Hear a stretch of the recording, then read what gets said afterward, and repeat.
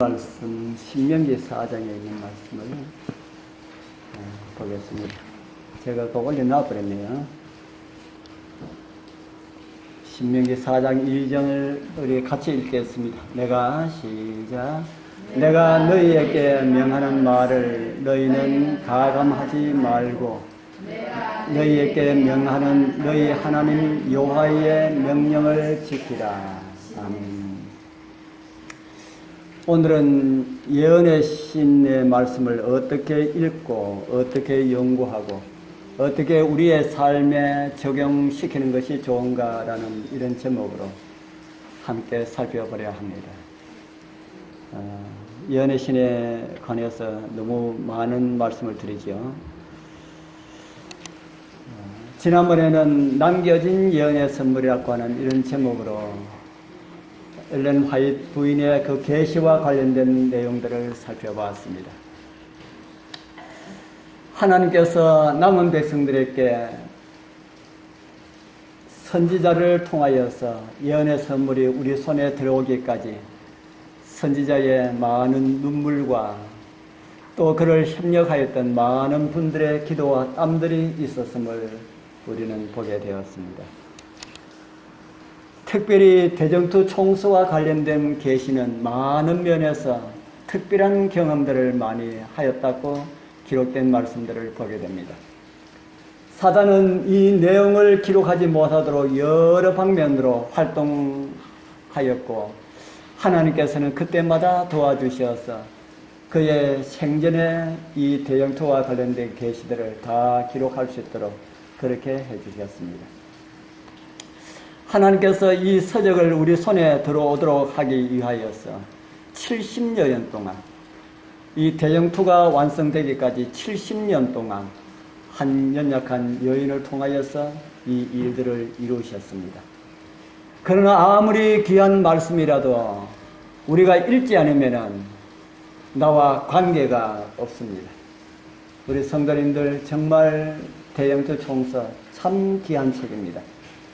우리 읽으시고 나의 것으로 삼게 되었으면 좋겠습니다. 우리 대정투 총서는 성경 66권의 모든 내용들을 다 그곳에 기록을 하고 있습니다.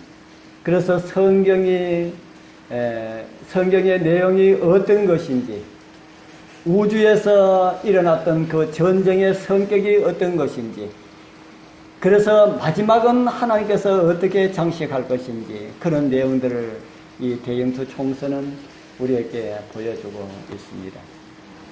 그래서 대정투 총서를 다 읽은 사람은 믿음의 성도들의 앞날의 길들을 다 보면서 갑니다. 예수님 오실 때까지 그 길들이 다 이렇게 환하게 이렇게 열려 있는 그런 모습들을 보게 됩니다.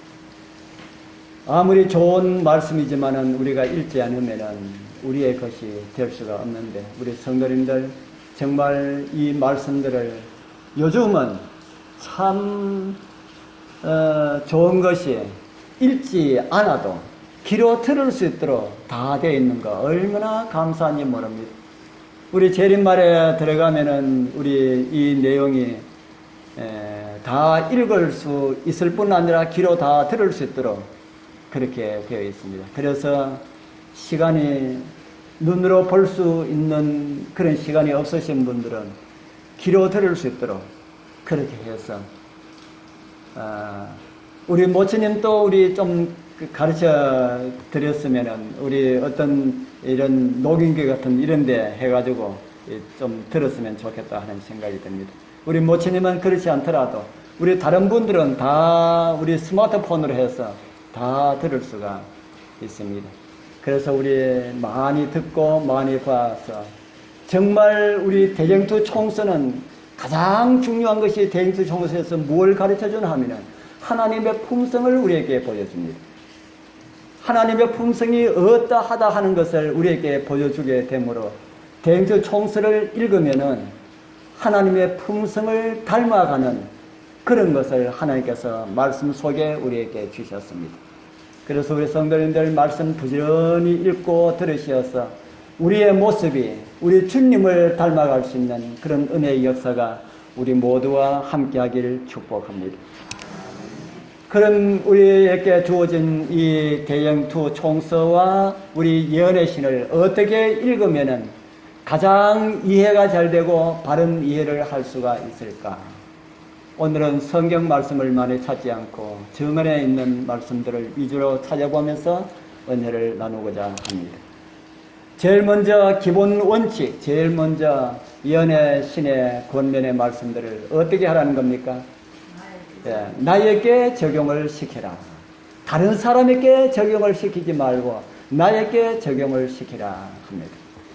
교회정은 2권 268쪽에 보면은 예언의 신의 권면은 본래 받았던 사람에게와 마찬가지로 나에게도 똑같이 적용됨을 인정하라. 그렇게 말씀을 하고 있습니다. 예언의 신의 말씀뿐 아니라 성경 말씀도 나에게 적용을 시켜야 합니다. 우리가 설교를 준비하시는 분들은 아마 99.9%가 어떤 한 개인을 두고 준비하시는 분들이 거의 없습니다. 그런데 예언의 신의 권면은 특정 개인에게 주어진 그런 권면들이 참 많습니다. 하나님께서 하이브인을 통해 가지고 계시 가운데 한 사람을 보여주시고 이 사람이 이런 죄 가운데 빠져 있기 때문에 그에게 편지를 보내라. 그래서 그에게 편지를 보냅니다. 당신 이런 위험 가운데 있으니까 그것을 회개하시고 하나님을 바르게 믿기를 바랍니다. 라고 하는 이런 편지를 보냅니다.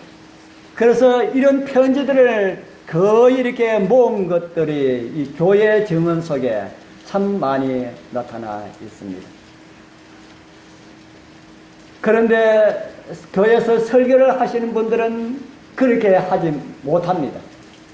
그렇게 하는 것을 느낄지라도 어지간한 담력을 가진 사람 아니면은 그런 설교를 못합니다.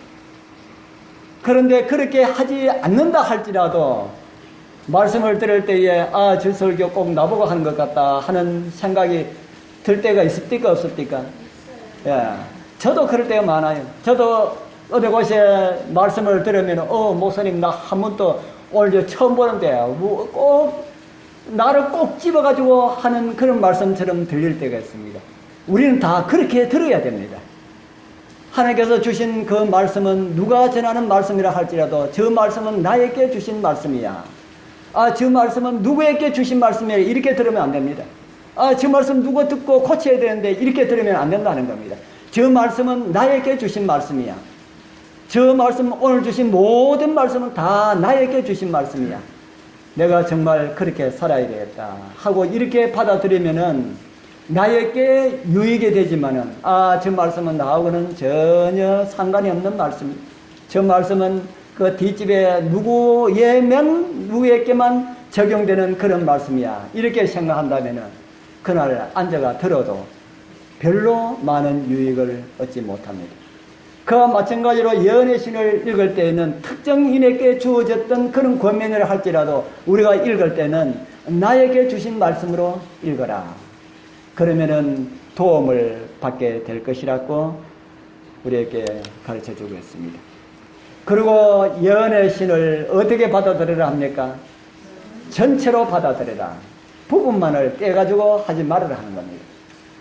여기에는 음식물에 관한 권면 15쪽에는 화이부인의 글이 아닙니다. 화이부인의 글이 아니라도 예언의 신의 그런 내용들이 혹가다 하나씩 있습니다.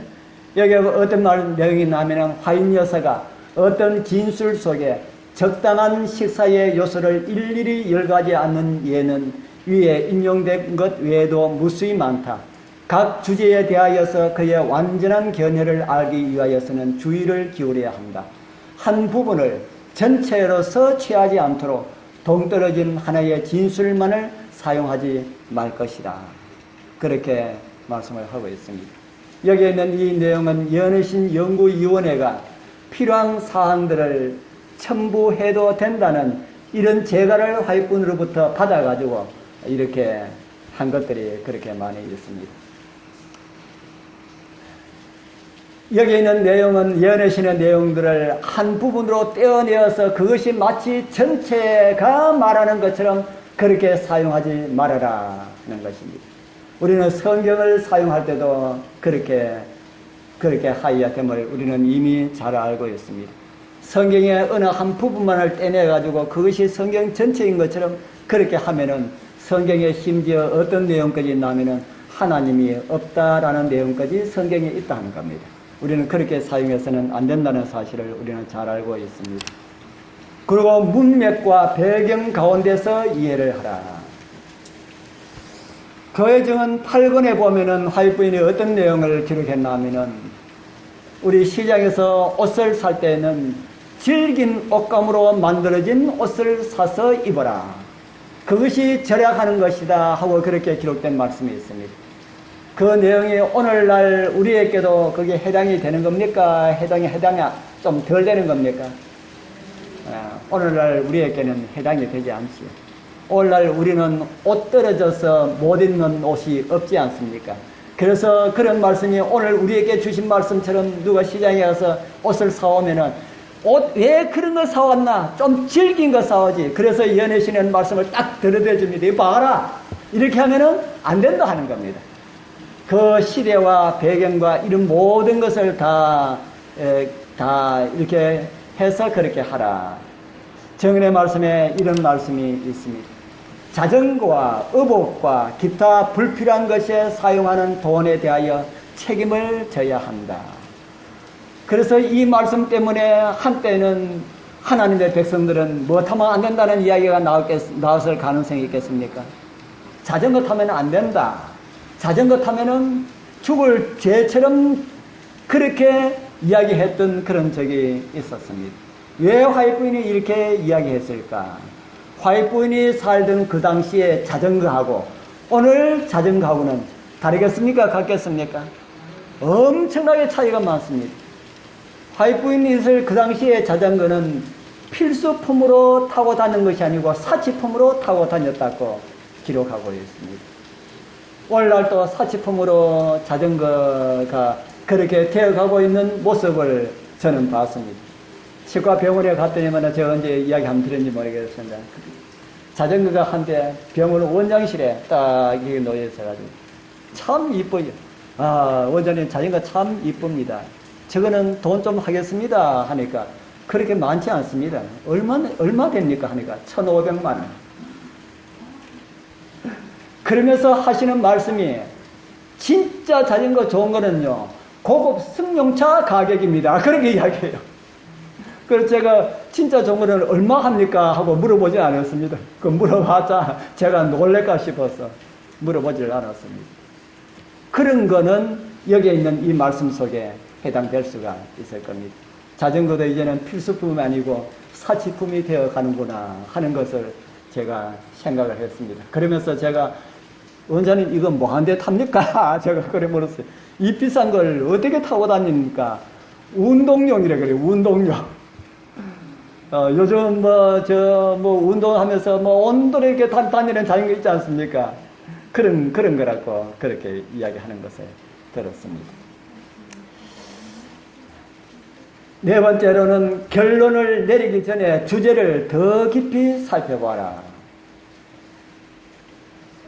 말씀 읽고 결론을 내리기 전에 한 번 더 읽어보고 결론을 내려라. 하여튼 이렇게 참 우리에게 그렇게 자세하게 말씀을 해주고 있습니다. 예언의 신을 사용할 때의 주의사항, 우리가 이런 것을 주의를 하자. 그렇게 말씀을 하고 있습니다. 겸비한 태도로 읽어라. 하나님께서 나에게 무엇을 가르쳐 주시려 하나 하는 이런 마음으로 읽어라. 그리고 성경을 읽고 기도하면서 적용을 하라. 예언의 신이 좋다고 해가지고 성경을 딱 덮어놔놓고 예언의 신만 읽는 사람이 있습니다. 그러지 말으라 하는 겁니다. 예언의 신을 읽고 성경을 읽고 이 말씀이 나에게 어떻게 무엇을 말하는지 하고 그렇게 적용하면서 읽어라. 그래서 가장 좋은 방법은 대정토 총서하고 성경 창세기부터 시작하면서 대정토 총서하고 같이 나가는 것이 참 이해할 수 있는 아주 참 좋은 그런 내용임을 우리가 읽어보면 이해를 하게 됩니다. 그 다음에 불신자에게 진리를 제시할 때는 주의하라. 주의만 하는 것이 아니고 저는 불신자에게 진리를 제시할 때는 예언의 선물에 대해서는 사용하지 마라 하고 저는 그렇게 권하고 싶습니다. 더욱이 불신자가 아닌 기존 다른 교회에 다니시는 분들에게 전도할 때 그런 이야기를 합니다. 우리가 보는 예언의 신 무슨 책 어디에 보면은 이런 말씀이 있습니다. 그렇게 이야기하시는 분들을 저도 봤습니다. 제가 그분 가고 난 다음에 그분이 그 책이 뭔지 압니까? 하니까 알든지 모르든지 전해야 되지 않습니까? 그렇게 이야기해요. 알든지 모르든지 그렇게 전해야 됩니까? 그러지 말아라 한 겁니다. 불신자나 우리와 다른 그런 믿음을 갖고 있는 그런 사람들에게 예언하신 시대 소망 몇 페이지에 정로의 계단 몇 페이지에 어디에 뭐가 있다는 이런 이야기 하지 말아라 한 겁니다. 성경만 해도 충분하게 진리를 전할 수가 있습니까? 예, 성경만 해도 충분하게 진리를 전할 수가 있습니다. 예언의 신의 어떤 고면의 말씀들이 주어지면 그 머릿속에 넣어놨다가 다른 사람한테 성경을 이야기할 때에 어느 책 뭐에 몇 페이지 있다고 하지 말고 그냥 그대로 이야기를 하면은 그 성경에 대한 이해라고 그 사람은 그렇게 받아들일 것 아닙니까? 그래서 우리는 예언의 신을 사용할 때에 그렇게 해라. 전도도 좋지만은 예언의 신을 가지고 그렇게 하지 마라. 그렇게 말씀을 하고 있습니다. 그리고 막대기나 뭐로 사용하지 말아라 합니까? 막대기나 채찍으로 사용하지 마라. 제가 옛날에 이렇게 많이 사용했습니다. 제가 처음에 교회에 나와서 제가 지난번에 한번 말씀드렸죠. 교회에 나와서 초기 문제 딱 보고 나니까 책이 너무 좋아가지고 그 집사님의 집에 있는 책을 늘 빌려다가 갖다 놓고 빌려다가 읽고 그래 하니까 머릿속에 뭐가 꽉 차가 됩니까? 차 있습니까? 지식이 믿음은 없고 지식이 꽉 차 있게 되었습니다. 그러고 난 다음에 사람들 보니까 어떻게 보입니까? 전부 다 삐뚤름하게 보이는 거예요. 장로님 저것도 잘못됐고 장로님 저것도 잘못됐고 그래서 나한테 이야기할 수 있는 기회만 왔다 그러면은 내가 이야기해야 되겠다. 평상시에 이야기하면 잘 안 듣거든요. 그래서 안실학교에서 순서를 주면은 순서에다가 그걸 사용해서 막 두드려 팹니다. 이렇게 하면은 됩니까? 이렇게 하면은 지옥까지 천국 갈 수 있습니까? 그래서 나중에 제가 예언의 신을 더 깊이 읽고 그렇게 하니까 이런 것을 제가 깨닫고 얼마나 우리 장로님들, 집사님들 보기에 부끄럽고 그랬던지 모르겠습니다. 그래도 우리 장로님들, 집사님들이 참 그거 다 받아주시고 다 이해해 주시고 제가 그 나중에 생각하니까 참 장로님들, 집사님들 참 고맙다 하는 생각이 들었습니다. 우리 교회 처음 나오신 분들이 예언의 신을 읽고 그렇게 하더라도 그걸 받아주시기 바랍니다. 그렇게 받아주시면은 그 사람을 구원을 하게 됩니다. 모르기 때문에 그렇게 해야 되는 줄 알거든요. 저도 그렇게 했으니까. 그래서 처음 나오는 사람이 그렇게 하는 거 볼 때 이야 참 기특하다. 예언의 신을 많이 보니까 머리에 차는 것이 많구나. 머리에 차는 것이 많으면 나중에는 가슴에 차는 것도 많게 되더라고요. 그래서 우리 성도님들 우리는 예언의 신을 사용할 때에 막대기나 채찍으로 사용하지 말아야 한다 하는 것을 우리에게 가르쳐주고 있습니다. 일상생활에 대한 경고를 우리에게 주십니다. 무익한 연구에 대한 경고. 하나님의 백성들이 무익한 연구도 있을까? 무익한 연구 있을까요? 없을까요? 참 많습니다. 제가 콧가다 카톡방에 우리 교인들이 모이는 카톡방에 가면은 그래서 제가 우리 정금재 집사님 좋아하는 우리 재림마을의 토론방 제가 잘 들어가지 마라 그럽니다. 저는 아예 안 들어갑니다. 아예 들어가지를 않고 게시판에도 우리 재림마을 게시판에도 제가 글만 올리고 제가 전혀 보지 않고 그냥 지나가 버립니다. 왜 보나 하면은 어떤 내용들은 토론을 불러일으키는 이런 내용들이 참 많이 있어요. 그거 보면은 괜히 글 쓰고 싶은 거라. 그런데 말려 들어가지 마라. 그래서 얼마 전에는 카톡방에 우리 성도님이 우리 집사님 한 분이 인터넷 선교하시는 우리 집사님 한 분이 카톡방을 만들어 가지고 우리 교인들을 이렇게 많은 분들 초청해놓고 초신자들 초청해가지고 그 사람들 성경 가르치기 위하여서 그렇게 하는 그 카톡방이 있습니다. 거기에 들어갔더니만은 주제가 14만 4천년이 실수인가 상징수인가. 제가 그거 보고 제가 일절 언급을 하지 않았습니다. 틀림없이 다른 분 누군가가 정답을 줄 것이다 했는데 나중에 보니까 한 목사님 올라와서 그런 걸 가지고 논쟁하는 것이 하나님의 뜻이 아닙니다 하고 뭐 쭉 이렇게 올려놓으셨더라고요. 그런 거 가지고 논쟁하지 말아 하는 겁니다. 하나님께서 성경을 통해 가지고 밝혀주셨는데도 자꾸 어거지로 주장하고 그렇게 하면은 안 된다 하는 겁니다. 그렇게 하지 마라.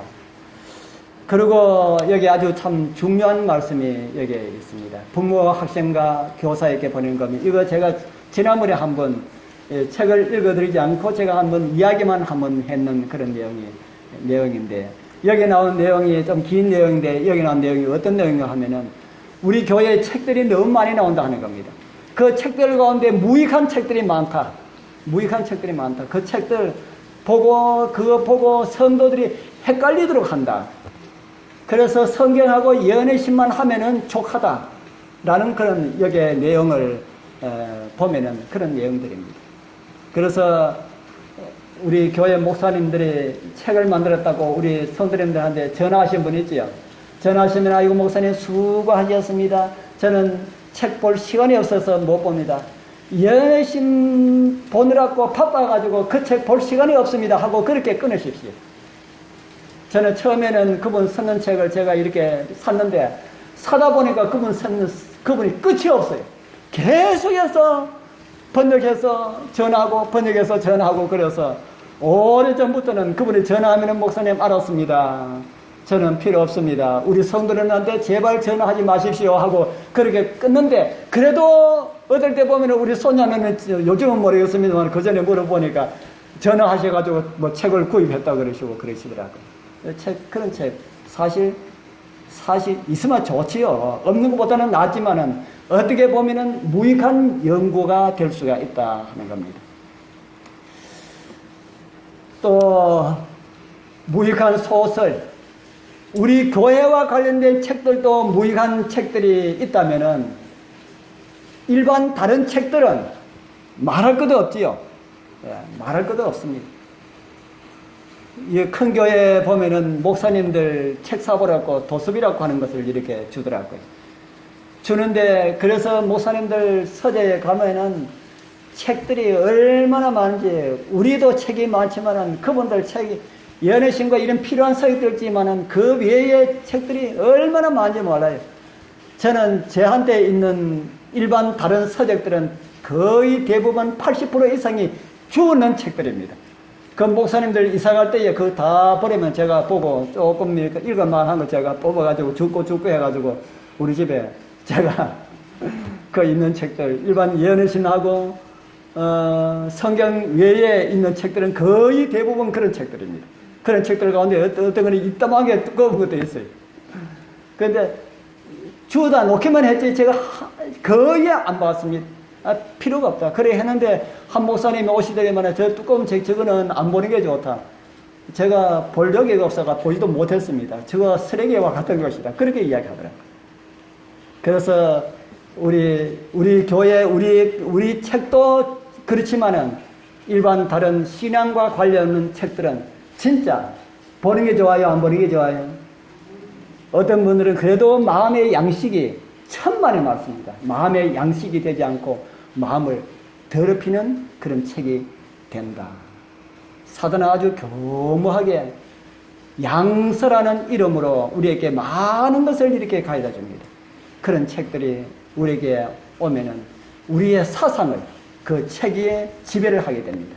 그러면은 하나님 말씀 받아들이는 게 굉장히 힘들게 되는 것을 화해 부인은 오래전에 그것을 보고 우리에게 기록을 하고 있습니다. 흥분을 자극하는 소설들을 연속적으로 탐독하는 습관에 젖어 있는 사람들은 그들의 정신력을 불구로 만든다. 그래서 우리가 그런 것들을 하지 말아라 그렇게 하고 있습니다. 다음에는 의복에 대한 권면을 우리에게 주고 있습니다.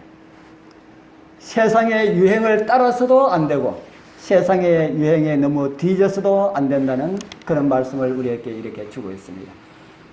교회 정언 1권에 보면은 우리는 세상과 구별되기 위하여 우리의 의복을 괴상하고 독특하게 해라 그럽니까? 하지 말아라. 하지 말아라. 제가 오래전에 우리 사모님하고 우리 한 집에 우리 교회 목사님 사모님하고 한 집에 같이 살았는데 그때는 목사님 신학하기 전에는 그냥 일반 우리 교회 집사님으로 계실 때 같이 살았는데 어디서 옷을 그렇게 그런 것을 사서 입으셨는지 시장에 가도 그런 게 안 나오지 싶은데 어디서 그런 거 사는지 모르겠어요. 한 30년, 40년 전 옷처럼 그렇게 보이는데 어디서 저런 걸 구했을까? 참. 그런데 입는 옷마다 그런 옷을 입고 그래 나오시더라고요. 그렇게 하지 마라 하는 겁니다. 그게 알뜰한 거 아니다 하는 거예요. 알뜰한 거 아니다. 요즘 옷도 얼마나 사고 그럽니까? 제가 금년에 우리 집 사람 4만 몇천 원 주고 옷을 3개를 사줬더만 하나에 1만 얼마서 치죠. 그래 금년 여름 잘 입더라고. 야, 참 진짜 옷 사다. 내년 여름에는 옷 안 사줘도 그것만 해도 될 것 같아요. 얼마나 삽니까? 그 옛날 구질한 거 그런 거 입고 그러지 말라는 겁니다. 그게 믿음을 나타내는 행위가 아니다 하는 겁니다. 유행을 앞서가지고 괴상하게 또 그렇게 차린 거 안 되지만은 너무 뒤져서 이상한 사람처럼 그렇게 보이는 거 그거 바른 것이 못 된다. 그 그리스도를 나타낸 것이 아니라고 우리에게 가르쳐주고 있습니다. 그 다음에 대중적인 오락에 대하여서 또 우리에게 이런 말씀을 줍니다. 진실한 그리스도인은 하나님의 축복을 구할 수가 없는 곳이면 어떠한 오락 장소에도 들어가지 않을 것이며 어떠한 기분 전환의 유행에도 참가하지 않을 것이다. 극장이나 당구장 혹은 볼링장에 그리스도인이 가지 않을 것이다. 이것도 화이트부인이 기록할 당시를 생각하면서 이해를 하십시오. 이 중에 어떤 거는 이 운동으로 하는 것이 있지 않습니까? 있기 때문에 그런 것을 잘 고려해서 읽으셔가지고 적용을 하면 될 겁니다. 그는 화려한 댄스와 연합하지 않을 것이며 마음속에 그리스도를 내보내는 것이면 어떠한 매력을 가진 쾌락에도 탐닉하지 않을 것이다. 예수님을 잊어버릴 수 있는 그런 오락장소에는 가지 말라 하는 겁니다. 우리 뭐 다 잘 하고 계시는 그런 내용이죠. 집회 참석하는 일에 관하여서 우리 교회의 집회 참석에 대한 그런 말씀입니다. 우리 교회는 공식적으로 언제 예배를 드립니까? 우리 전 세계적으로는 금요일하고 안식일하고 예배 드립니다. 그런데 한국에는 하루 더 예배를 드립니다. 언제 예배 드립니까?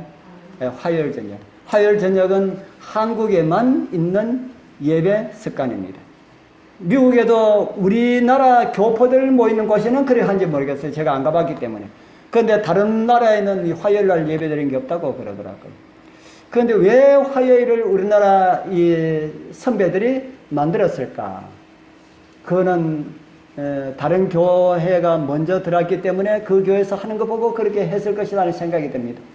그런데 다른 교단도 외국에는 수요일 날 예배를 안 드리지 않을까 하는 생각이 드는데 왜 우리나라는 그렇게 했을까? 그게 좋다는 생각이 듭니까? 여러분들 안 좋다는 생각이 듭니까? 좀 힘이 좀 든다. 금요일 날 예배 참석하는 것도 힘든다 하는 생각이 듭니다. 제가 말씀드린 것처럼 저 시골에서 농사 지을 때 그곳에서 교회까지는 약 2km 조금 넘었습니다. 그때는 뭐 차도 없었고 뭐 자전거도 없었고 그렇지 않습니까? 산골에 자전거 타고 갈 수도 없고 그곳에서 저희들을 교회에 가면은 한 40분 정도 젊은 나이에 부지런히 걸어요. 그래도 화요일 저녁, 금요일 안식일 제가 생각하기로는 한 번도 빠지지 않았습니다. 그래서 저는 교회에 나올 때에 화요일 저녁, 금요일 저녁, 안식일 이거는 빠지면 안 된다는 이게 교회에 나오면서 다른 성도님들 보면서 그게 머릿속에 꽉 배겨버렸어요. 그래서 화요일 교회 안 가면은 이상해졌어요. 그래서 제가 경산 서부교회 다닐 때에 화요일 저녁에 한 번 딱 안 갔습니다. 일이 너무 바쁘고 힘들어가지고 화요일 저녁에 한 번 딱 안 갔는데, 그 다음 안식일인가 그 수요일 날인가 우리 교회 집사님이 이야기를 하는 겁니다. 어쩐 얘기는 우리 교인 화요일 저녁에 20명이 모였습니다. 100명이 150명 되는 교회가 20명이 모였습니다. 적어도 40명 이상 나와야 되는데 20명이 모였습니다. 그 이야기 듣고 제가 가슴이 뜨끔거렸습니다. 내가 안 가니까 누가 오겠나. 어떤 어렵고 힘들고 바쁘고 그렇더라도 가자. 그러고부터 안 빠졌습니다. 우리 성도님들 바쁘시더라도 화요일 예배에 초청합니다. 우리 화요일은 이렇게 예배드리지 않고 기도회로 합니다. 모여서 둘러앉아가지고 우리 성경 읽고 그 나눔 이야기하고 3일간에 나는 이렇게 살았습니다 하고 그렇게 이야기하고 서로 기도 제목 이야기하고 그래 함께 기도하고 그렇게 마칩니다. 그래서 우리가 모이면은 더 낫다. 우리가 기도하면 더 할 수 있고 우리 형제들의 이야기를 더 나눌 수 있고 더 좋은 것이다 하는 겁니다. 집회에 대해서도 아주 많은 말씀들을 이렇게 주셨지만은 우리 이미 잘 아시는 그런 내용이라서 읽어드리지를 않겠습니다. 그리고 6번째, 돈 사용에 대하여서도 아이부인은 우리에게 권면을 주셨습니다. 하나님께서 우리가 가지고 있는 돈, 재물은 우리 연애 선물에는 우리에게 이렇게 말씀을 하지요. 돈은 하나님께로부터 받은 뭐라 그럽니까? 위탁물이다. 아닌데 내가 벌었는데 우리가 그렇게 생각할 수 있겠죠. 그러나 돈은 하나님께로부터 받은 위탁물이다. 그것은 우리의 것이 아니다. 그것은 우리의 것이 아니므로 교만이나 야망을 충족시키기 위하여서 사용해서는 어떻게 하다 그럽니까? 사용해서는 안 된다. 하나님의 자녀들의 손에 있는 돈은 가난한 사람들에게 줄 식물이 되고 벗은 자들을 입힐 의복이 된다. 그것은 억압당하는 자들을 지켜주는 방비가 되고 병든 자들에게 건강을 주고 가난한 자들에게 복음을 전하는 수단이 된다. 그대가 오늘날 과시하기 위하여 사용하는 돈은 현명하게 사용함으로써 많은 사람들의 마음속에 행복을 가져다 줄 수가 있을 것이다. 그리스도의 생애를 생각해보라. 그분의 품성을 연구하고 그분과 함께 그분의 극기에 참여하는 자가 되라. 그렇게 우리에게 말씀을 하고 있습니다. 이 외에도 봉사와 관련해서 많은 말씀들을 우리에게 주고 있습니다. 이제 화이트의 양력에 대해서 잠깐 소개하고 마치도록 하겠습니다. 화이트는 1827년 11월 27일 메인주 골함에서 8남매 중에 쌍둥이 자매로 출생했습니다. 1936년 사고로 인하여서 코가 부러지는 이런 사고를 당하고 1840년 그래서 학교를 그만 다니게 됩니다. 1840년 2월 13일 월리엄 밀러를 통하여서 재림 기별을 듣게 됩니다. 1842년 6월에는 메인주 캐스코 해안에서 감리교인인데도 목사님한테 저는 침례를 받겠습니다 하고 침례를 받게 됩니다. 침례를 받고 감리교회에 입교를 합니다. 그리고 그 이듬해 9월 달에는 감리교회에서 출교를 당합니다. 왜냐하면 월리엄 밀러의 그 재림 운동에 같이 있기 때문에 출교를 당했습니다. 그리고 1844년 10월 22일에 대실망을 당합니다. 1844년 12월에 포틀랜드에서 첫 계시를 받습니다. 제가 지난 금요일날 읽어드린 그 내용의 계시를 받습니다. 그리고 1845년 2월에 성서에 관한 계시를 보고 1845년 봄에 맨주에 갔다가 방문했다가 제임스 화이트를 만납니다. 그리고 그 이듬해 8월 30일에 제임스 화이트와 결혼을 하게 됩니다. 1847년 4월 7일에 하늘 성소 안에 있는 하나님의 계명 중에 넷째 계명에 관한 계시를 보게 됩니다. 1847년 8월 26일 첫 아이가 태어납니다. 이름이 니콜스입니다. 그리고 1848년 4월 8일에 5번의 안식일 회의에 참석하고 안식일 진리가 바르다 하는 것을 이제 성도들에게 바르게 이야기를 하게 됩니다. 그리고 1846년 9월에 안식일 기별을 받아들이게 됩니다. 그 전까지에도 안식일을 지키지 않았습니다. 그리고 1848년 가을에 담배와 차, 커피에 대한 계시를 보게 됩니다. 48년 11월 18일에는 출판 사업에 대한 계시를 보게 되고 49년 6월에는 현대 진리 1호가 이제 출판이 됩니다. 오늘날 시조와 같은 그런 성격을 띤 그런 잡지입니다. 그리고 1849년 7월 1일에 둘째 아이가 태어납니다. 1851년 엘렌 G 화이트의 첫 저서 그리스도인의 경험과 계시의 겨울이라는 책이 예언의 신이 이제 첫 번째로 출판이 됩니다. 1854년 좋은 음식과 거친 음식에 대한 계시를 보고요. 54년 8월 29일에는 세 번째 아이가 태어납니다. 55년에 배틀크릭으로 이사를 가고 11월 달에는 교회 증언 16쪽으로 된 책이 두 번째로 예언의 신이 출판이 됩니다. 11월 20일에는 안식일 시간에 관한 계시를 봅니다. 안식일을 지키기 위해 지키는데 안식일 시간을 어떻게 해야 되나 하는 내용이 있을 때에 계시를 통해서 가르쳐 주게 됩니다. 1858년 9월에 대적도 총서 출판과 관련된 그 대적도 총서가 출판이 되고요. 1860년 9월에 넷째 아이가 태어납니다.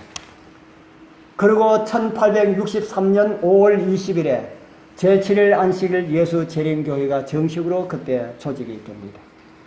그리고 63년 6월 6일에 건강계획에 관한 포괄적인 계시를 보게 되고요. 63년 12월 8일에 장남이 그때 16살 나이로 사망을 합니다.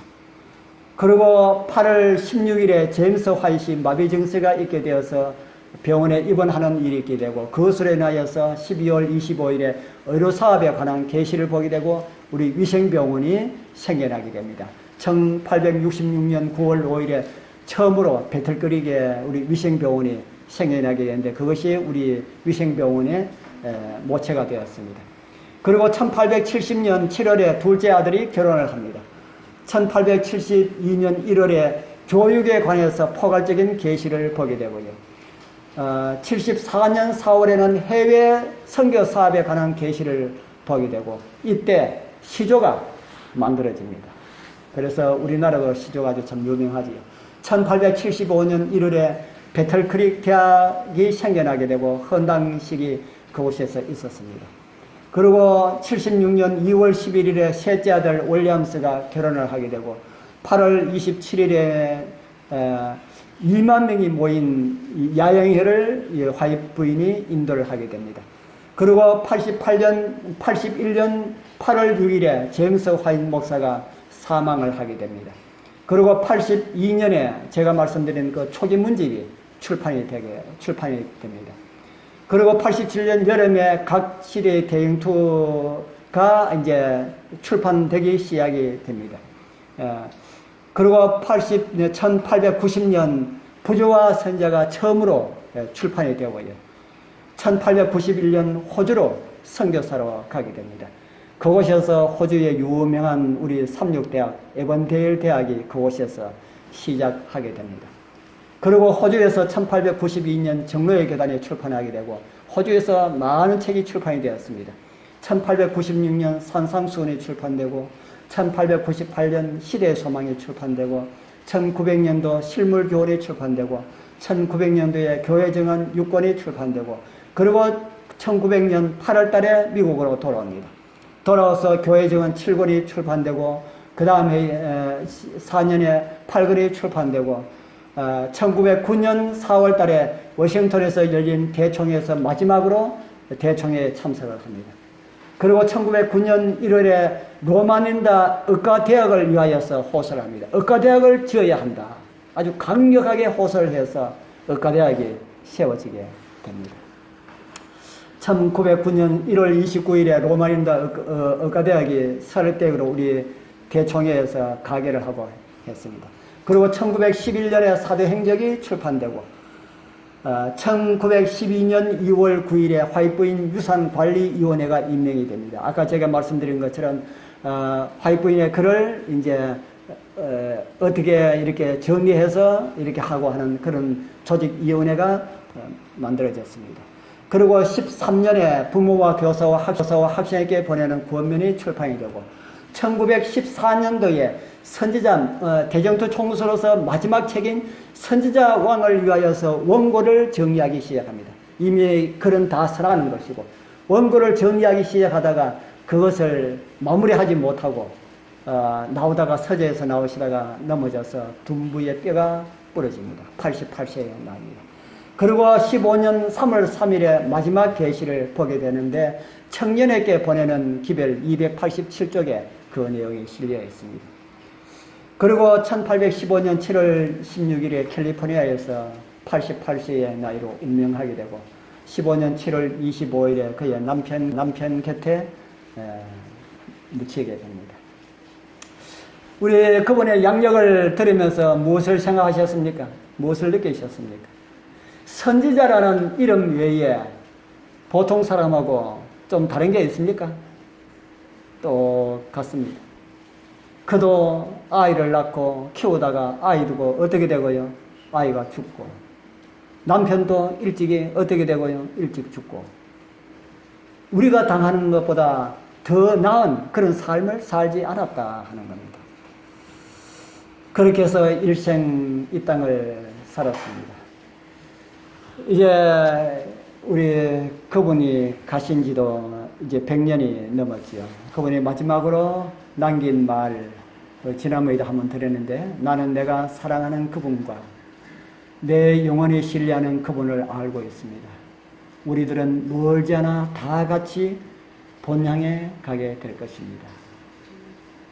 화이트부인은 죽을 때까지 연필을 놓지 않았습니다. 넘어져서 그래서 그 할 때까지 연필을 놓지 않았어요. 자기가 못 쓰면은 비서를 통해가 불러가면서 이렇게 썼습니다. 그래서 마지막 계시는 그렇게 해서 나오게 된 것입니다. 정말 그래서 오늘 우리에게 정말 귀한 선물이 오게 되었습니다.